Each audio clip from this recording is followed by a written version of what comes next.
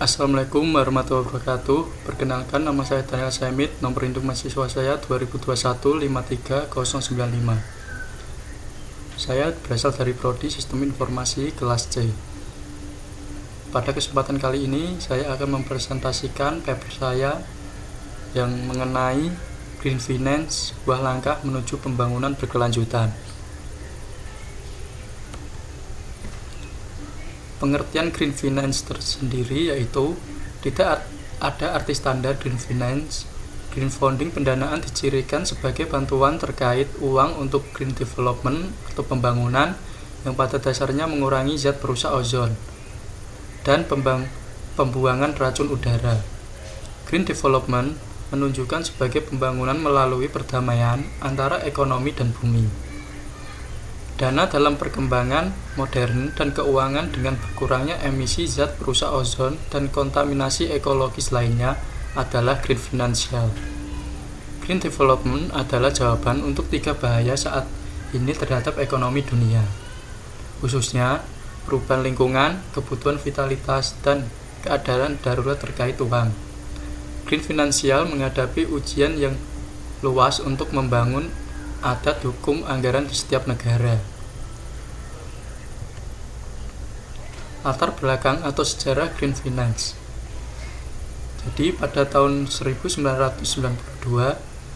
United National Environment Program Financial Initiative atau yang disingkat UNEP-FI diluncurkan ketika UNEP bergabung dengan sekelompok bank komersial untuk mempromosikan kesadaran program lingkungan ke dalam industri perbankan. Inisiatif keuangan UNEP adalah perusahaan unik di antara UNEP dan kawasan ekonomi. Hal ini dapat dilihat sebagai awal dari Green Finance. Kemudian, inisiatif ini terus melibatkan lebih banyak lembaga keuangan, termasuk bank investasi dan komersial, perusahaan asuransi, dan pengelolaan dana ke dalam dialog yang erat tentang menghubungkan perlindungan lingkungan dengan pembangunan ekonomi berkelanjutan.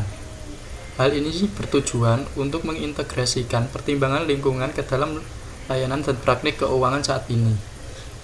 Saat ini, sekitar 190 lembaga keuangan mulai lebih dari 40 negara telah menandatangani pernyataan UNEP-FI. Lembaga penandatanganan pernyataan UNEP-FI juga memiliki kesempatan untuk belajar dari jaringan tentang tren dan praktik terbaru tentang bagaimana memanfaatkan peluang hijau untuk pertumbuhan serta membentuk agenda keuangan berkelanjutan dalam pembangunan mereka tersendiri. Apa itu Equator Principle atau prinsip ekuator? Equator Principle adalah membangun alat pengukur pelaksanaan berdasar pengelolaan sosial dan alami dari inisiatif keuangan internasional dan aturan umum lingkungan, kesehatan, dan keselamatan grup Bank Dunia dan memberikan patokan sistem khas untuk usaha kembali zat penerima dikenal sebagai Equator Principle Financial Institutions. Membuat strategi, metodologi, dan model sosial dan ekologi khususnya mereka sendiri untuk latihan pembiayaan mereka dan menjamin untuk tidak menawarkan kredit kepada usaha di mana peminjam tidak menyetujui pedoman yang dinyatakan dalam Equator Principle. Apa yang dimaksud dengan proyek pengungkapan karbon, pekerjaan keuangan, dan momentum untuk keuangan berkelanjutan? Yang pertama, terdapat proyek pengungkapan karbon proyek.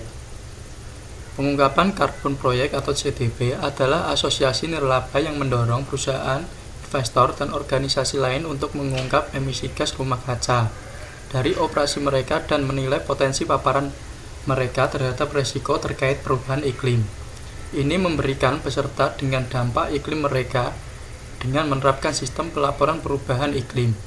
Untuk bank, inisiatif dapat secara tepat menghitung tentang bagaimana dari output GRK yang dikaitkan dengan pembiayaan ke perusahaan. Namun, CDP tidak memiliki standar untuk kriteria pengecualian untuk membatasi efek langsung dari bentuk peminjaman bank kepada perusahaan yang sebenarnya tidak mengungkapkan emisi karbon mereka. Secara keseluruhan, masing-masing dari inisiatif telah ditandatangani oleh sekelompok bank dari seluruh dunia, yang secara signifikan meningkatkan keberlanjutan bank dan memperkuat manajemen risiko lingkungan mereka. Yang kedua, pekerjaan keuangan atau job finance. Green business dan green innovation semua berada di berbagai tingkat perkembangan. Dengan cara ini membutuhkan tingkat subsidi yang berbeda dari berbagai sumber modal. Pada umumnya ada 3 sumber. Yang pertama ada dana terbuka perumahan, open bank di seluruh dunia, dan private part bank. Perumahan terbuka kembali mengacu pada subsidi langsung oleh legislatif, secara dana terbuka di seluruh dunia mengacu pada subsidi dari Asosiasi Universal dan Bank Kemajuan Multilateral. Dana segmen swasta terdiri dari sumber pembiayaan lokal dan global. Green financing dapat digabungkan dalam berbagai rute melalui struktur spekulasi yang berbeda. Green fund atau dana hijau adalah bagian utama dari pembangunan hijau rendah karbon karena menghubungkan industri terkait uang, perubahan ekologi, dan pembangunan moneter. Kemudian terdapat momentum untuk keuangan berkelanjutan, yaitu sebuah lingkup kegiatan yang disengaja dan otoritatif telah menampilkan untaian mencolok dari dasar dukungan di India, terutama diidentifikasi dengan pasar moneter dan kerangka tabungan. RBI mengeluarkan putaran pertama dalam mengelola akun dan peningkatan yang dapat dipertahankan pada tahun 2007, memberdayakan penerapan praktik terbaik dan keterus-terangan yang lebih menonjol. Sejak saat itu, kemajuan-kemajuan penting telah diambil. Green finansial di India. Secara historis, India selalu memasukkan pembangunan berkelanjutan sebagai cara berbisnis. Dalam Vendetta, bisnis dipandang sebagai bagian yang asli dan vital dari masyarakat. Namun, dasarnya bisnis harus menghasilkan kekayaan bagi masyarakat umum melalui metode kegiatan yang benar. India menunjukkan kewajibannya untuk memerangi peningkatan suhu di seluruh bumi dengan mendukung konvensi pada Agustus 2002, karena tujuan kemajuan berkelanjutan meminta komitmen modal besar yang tidak dapat diberikan oleh pemerintah dan perusahaan daerah terbuka saja. Sebuah sistem telah dibentuk untuk memasukkan berbagai mitra. Sebagai fitur dari sistem legislatif, Companies Act 2013 perintah bahwa organisasi yang lebih besar harus berkontribusi minimal 2% dari keuntungan bersih normal mereka setiap tahun terhadap Corporate Social Responsibility atau CSR. Pelatihan yang menggabungkan antara alia yang menyertai yang pertama, mempromosikan pencegahan layanan pengobatan dan sanitasi dan mempengaruhi akses air minum yang aman.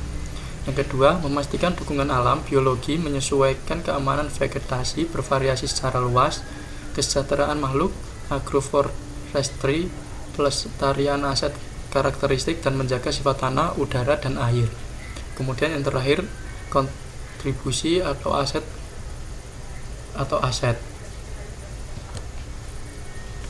Produk green finansial dan jasa di India. Yang pertama, terdapat green obligasi.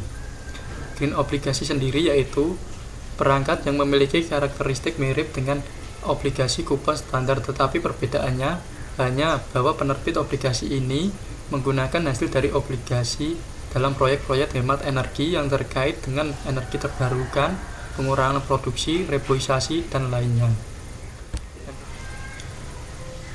Yang kedua, terdapat skema asuransi.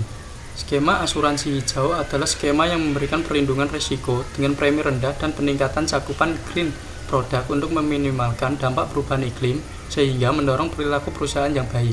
Di India saat ini HSBC bekerjasama dengan Allianz untuk menyediakan asuransi reinvestasi hijau kepada nasabahnya.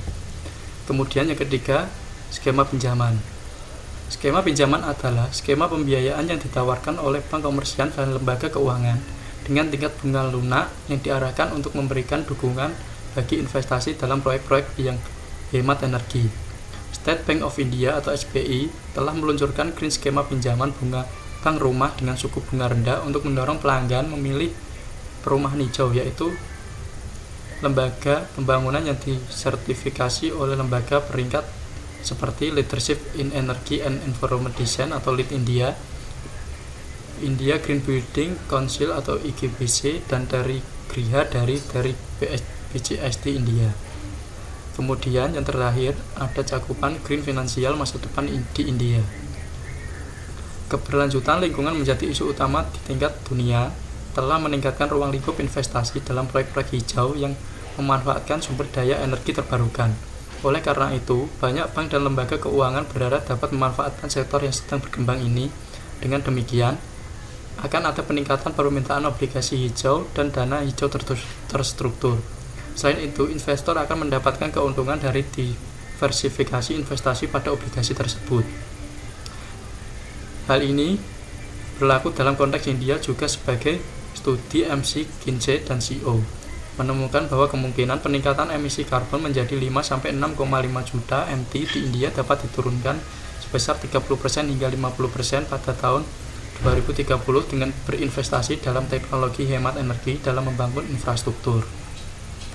Sekian presentasi dari saya. Apabila ada kesalahan mohon dimaafkan. Wassalamualaikum warahmatullahi wabarakatuh.